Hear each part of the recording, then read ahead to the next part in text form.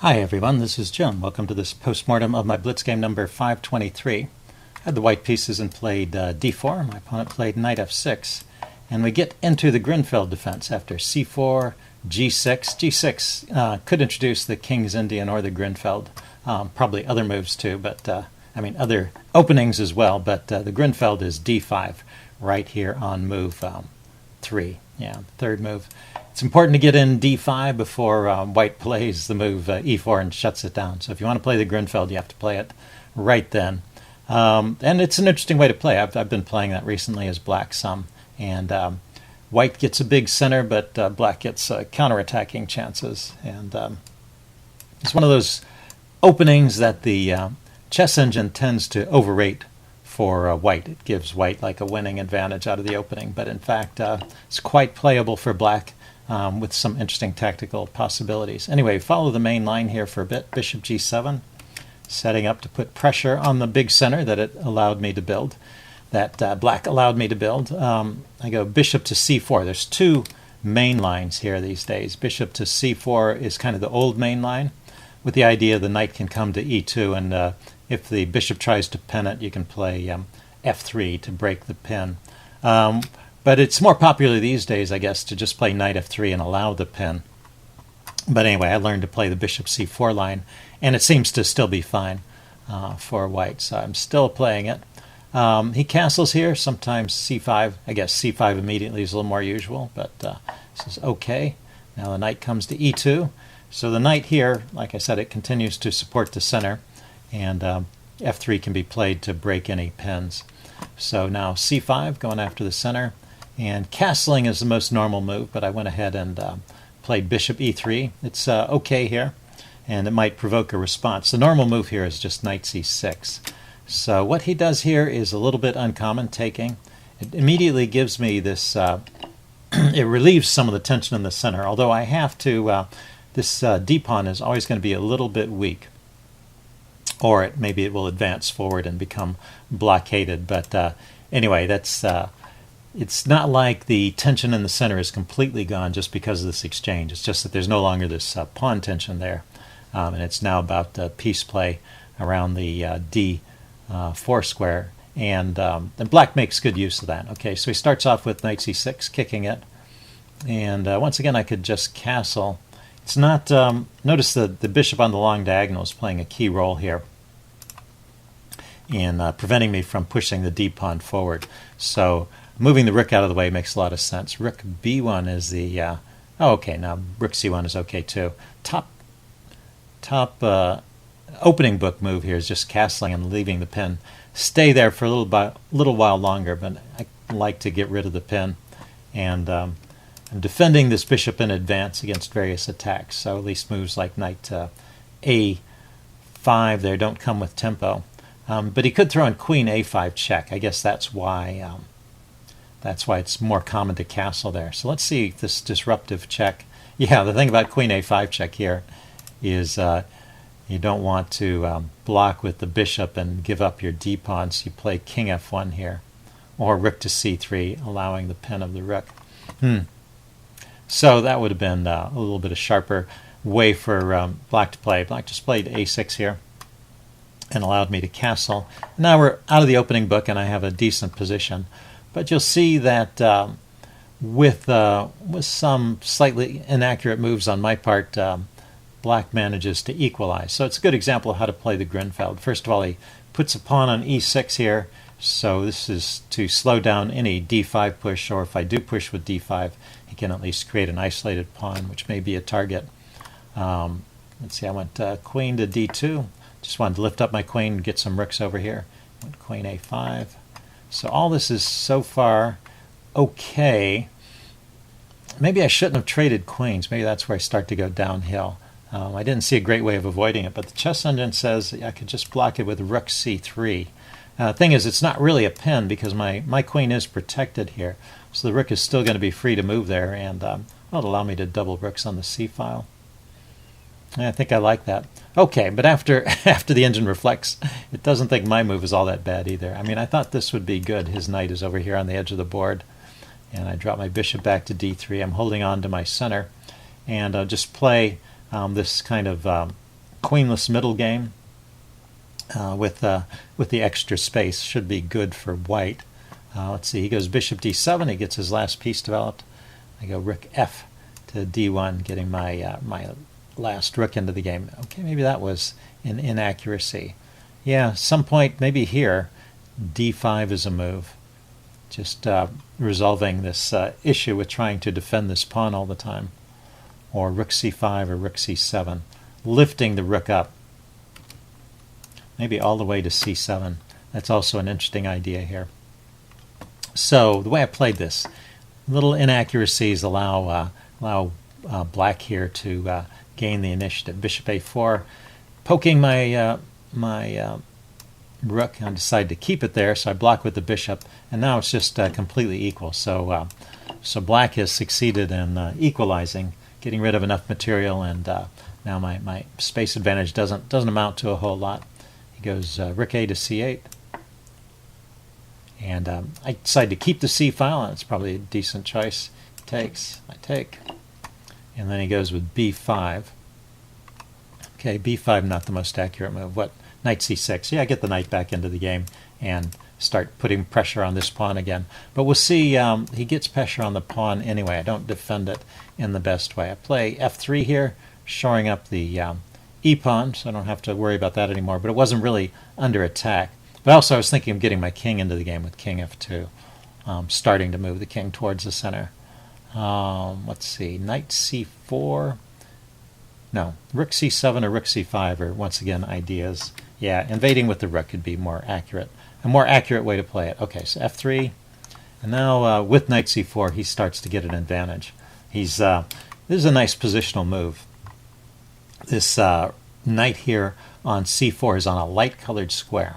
So the bishop can never challenge that knight, and there's no pawns to chase it away either, because my center pawns have gone forward and my b pawn is missing. So that knight can stay there forever, and I can never get rid of it. Well, I can't say never. It takes, and because of where my knight is, it takes at least 4 moves for me to position the knight to where it could exchange that guy off. And it's not clear if that's a good use of my time. Anyway. With that in mind, yeah, maybe king f2 would have been better, but I decided to hold on to the bishop and see if it becomes useful later in the game. He goes rook d8, back to putting pressure on the d-pawn. I think black's moves are pretty easy to play in the Grunfeld. That's another reason why I kind of like it. You've got some natural targets that you can just go after. Anyway, I played g3 here. I'm just giving my king some space. I want to get that into the game somehow. I'm thinking of maybe f4 and king walking up here to f3. So he plays f5 right away, kind of undermining here. I give my king up, and he takes. And I thought this was helping me a little bit. I thought, well, I have this pawn duo that controls space, and now he's got an isolated pawn that I can attack. But it doesn't seem to be so simple to attack that pawn. Although the engine thinks he should liquidate immediately with e5. Let's take a look at this for a second, because I thought e5 I could meet with d5 and just have this protected passed pawn to give me some edge here. I guess he blockades with knight d6 and switches his attention to the d-pawn. Well, it could be playable. Anyway, he didn't play that. He went bishop h6. And now I go knight f4. I'm just trying to maneuver my knight to a better square. Cancel that knight f4. Also putting pressure on his e-pawn. He defends with the king f7. And now knight to d3 is a good move here. King f3. Okay, I'm still in the game here. I guess it's a few moves on where I give up a pawn when I didn't need to. Okay, he kicks the knight with g5, and the knight goes to d3, which is kind of where I was heading anyway. Now bishop g7. Right here, this is a little awkward. It's my turn and e5. This is another point I thought was curious. I thought I could not play the move e5 because he could just take it. Say knight takes, bishop takes. Oh, because there's no longer a pin. Okay, so I was just misunderstanding that. I mean, I saw this pin on the pawn, that, I mean, if the pawn moves, then he can take the knight with check. So I thought, well, that means that this is not really defended, but it's still defended by the knight, and when I use the knight in its defense, then there's no longer that pin. So he cannot win the e-pawn. So e5 is a way to hold on to my material here, keep an even game. So instead I decide to chase the knight away, and this ends up losing the pawn. And so from here, black is finally really probably just winning at this point. He can grab the pawn. We're down into an endgame with the bishops are the same color. I mean, there's enough force here that there's still drawing chances for there are still drawing chances for white, but black is clearly on his way to winning here. Okay, so rook d2, pinning the bishop. I had my hopes set on this move, but he just drops back to f6, defending the rook, so it's not really a pin. And I don't want to trade rooks. I want to keep the material on, keep it complicated. So let's go forward some moves. He wants to keep me from invading. He keeps the edge as we kind of maneuver. I try to activate my rook and chase his pawns around right there, right here. When I'm attacking this pawn, you know, I mean, I'm doing the right thing in principle. Let's see if we back up. Yeah, but technically that's not a good move because he has a nice way of meeting this threat, which is to come down here with his rook. Rook to d3 check. The king moves. Doesn't matter whether it goes here or here. And then the rook goes over here. So the rook gets to a position where it defends this pawn with tempo. And then my a-pawn is a goner. I can't defend that. It's on a light square, so the bishop can't defend it. And my rook is out of play. So this was black's chance to really put the game away. So a nice maneuver. And not so obvious. I mean, the more obvious move here was bishop to d8, defending the pawn. But you got to look for those little chances, those checks that allow you to move with tempo to a good square. So that's the way for black to win this. So he defends here, and you know, maybe I can hold this position. There are a few other inaccuracies, but we get to a position where I've finally activated enough that even though I'm a pawn down, actually this is just a completely even position, and should go on to be a draw here. But he makes one more mistake here. Let's see. He should check from d4. That's a good check. Drive my king away and try and round up this e-pawn. But instead he checked from the side.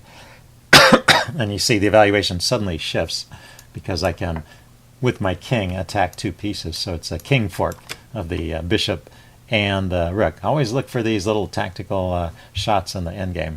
And also keep in mind your king needs to be an active piece.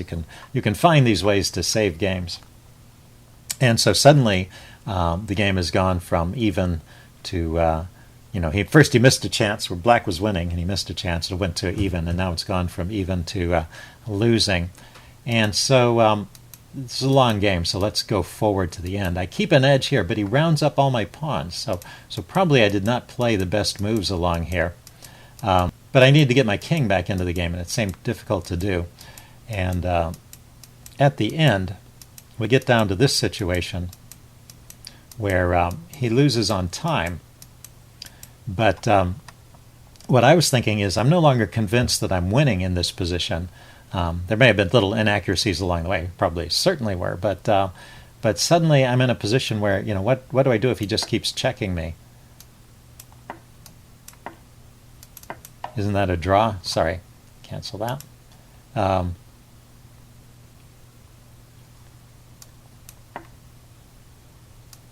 It says king e3, and he grabs the pawn here. I mean, if I... oh, my bishop's defending the pawn. So, okay, I was missing that idea. So my king can come out away from the pawn, and it's defended by the bishop. So... So maybe I'm still winning here. I was thinking he had drawing chances there, but well, it would be a long it would be a long contest. If he can trade these two pawns for that pawn, technically rook and bishop versus rook is also a. Let's see. Let's go back. This is how the game ended. He ran out of time here looking for a move, but yeah, if he can trade these two pawns for this pawn, then rook and bishop versus rook is in general a draw. Black can hold that draw. So I have to be very careful and try and hold on to this pawn. So maybe a combination of checking my king and driving it away from the this side of the board, and then pushing these pawns forward, maybe some combination like that, would allow black some drawing chances. So a bit tricky to play, and but the game would have gone on. Anyway, interesting game. Hope you guys enjoyed this video. Leave any comments you have in the section below, and I will see you again soon. Bye.